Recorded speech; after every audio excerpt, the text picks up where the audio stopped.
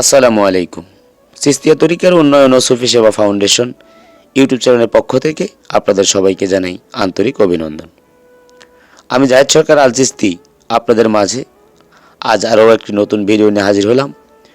আশা করি ভিডিওটি দেখে এবং শুনে আপনারা সবাই উপকৃত হবেন।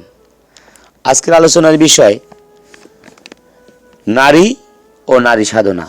নারী সাধনা কি, নারী সাধনা কিভাবে করতে হয় এবং নারী সাধনার মাধ্যমে কিভাবে আল্লাহর পথে যাওয়া যায় বা আল্লাহকে পাওয়া যায়, এই বিষয় নিয়ে আজকের আলোচনা। তার আগে ছোট্ট একটি রিকোয়েস্ট, যারা ইউটিউব চ্যানেলে নতুন অবশ্যই চ্যানেলটি সাবস্ক্রাইব করবেন এবং যারা ফেসবুক পেজ থেকে দেখছেন অবশ্যই পেজটি ফলো করবেন, লাইক কমেন্ট শেয়ার করে সহযোগিতা করে পাশে থাকবেন, যাতে করে পাক পাঞ্জাতন আহলে বায়াতের কথাগুলো বিশ্বের আনাচে কানাচে পৌঁছে যায়। চলে আসি মূল আলোচনায়। মারিফতের দৃষ্টিতে নারী ও সাধনা। আগে বুঝতে হবে, নারী মানে কেবল নারীর দেহ নয়। মারিফতের ভাষায় নারী হচ্ছে প্রতীক, আর নারী মানে সৃষ্টি, আল্লাহর প্রকাশ। যেমন মা ছাড়া সন্তান হয় না, তেমনি সৃষ্টি ছাড়া স্রষ্টারও পরিচয় পাওয়া যায় না। তাই নারীকে বলা হয় মারিফতের মূল। দেহ সাধনার রহস্য। সাধক যখন নারী পুরুষের মিলনের রহস্য বোঝে, তখন সে বোঝে পুরুষ আত্মা আর নারী প্রকৃতি একত্রে মিলেই পূর্ণতা। এই মিলন কেবল দেহে নয়, অন্তরে। এখানে যৌন সাধনা মানে কামনা পূরণ নয়, বরং নিজের কামনা বাসনাকে নিয়ন্ত্রণ করে দমের সাধনা করা। দমের সাধনাও আত্মশুদ্ধি।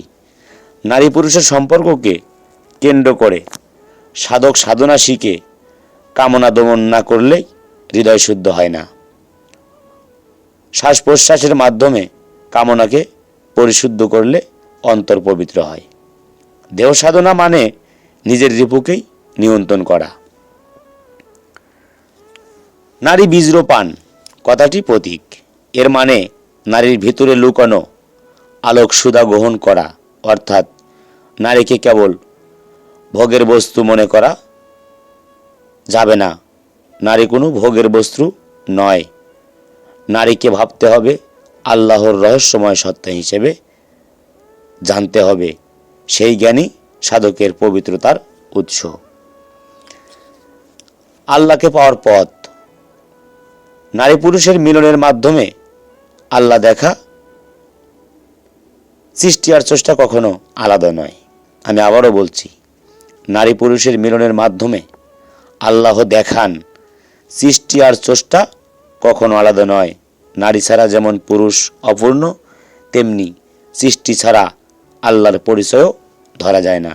তাই নারীকে সম্মান করে তার মাধ্যমে আল্লাহর রহস্য চিনলেই সাধক মারিফতে হাসিল করতে পারে বা মারিফতে পৌঁছতে পারে।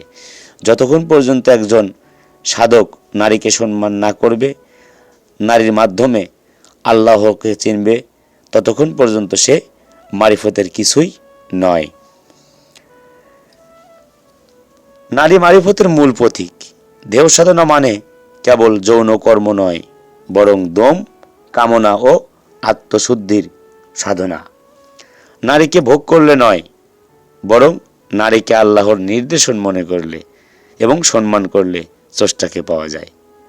আমি আবারও বলছি, নারীকে ভোগ করলে কিন্তু নয়, বরং নারীকে আল্লাহর নির্দেশন মনে করে সম্মান করলে স্রষ্টাকে পাওয়া যায়।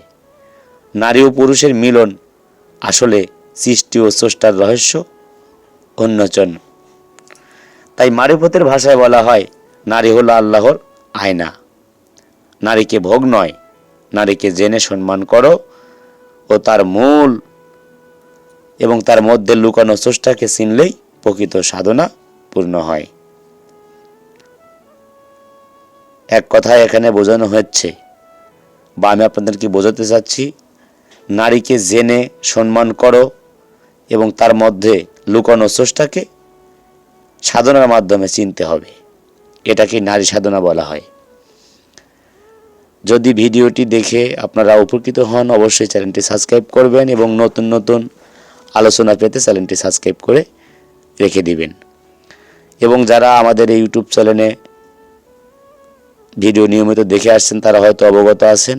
তারপরে আমি আবারও নতুন করে বলছি, যারা আমাদের এই চিস্তিয়া তরিকার উন্নয়ন ও সুফি সেবা ফাউন্ডেশন সদস্য হতে চান অবশ্যই আমাদের কমেন্টের মাধ্যমে জানাবেন, অথবা স্ক্রিনে দেওয়া নাম্বারে ইমো হোয়াটসঅ্যাপ আছে, সেখানেও যোগাযোগ করতে পারবেন।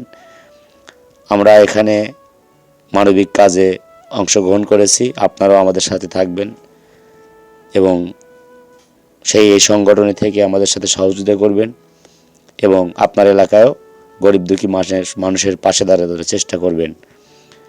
এবং যারা বায়াত নেন নাই, যারা বায়াত নিতে ইচ্ছুক অবশ্যই স্ক্রিনে দেওয়া নাম্বারে যোগাযোগ করবেন। আমাদের এখানে অনেকগুলো পীর মাশায়েখ আছে আমাদের টিমে, এখানে আপনাকে যাকে ভালো লাগে তার কাছে বায়াত নিতে পারেন, সমস্যা নেই। তো ভালো থাকবেন সবাই, সুস্থ থাকবেন, খোদা হাফেজ। জয় গুরু, জয় হোক পাক পাঞ্জাতন, আহলে বায়াত ও বিশ্ব মানবতার। আবারও দেখা হবে নতুন কোনো ভিডিও নিয়ে। সুস্থ থাকবেন, ভালো থাকবেন, খোদা হাফেজ।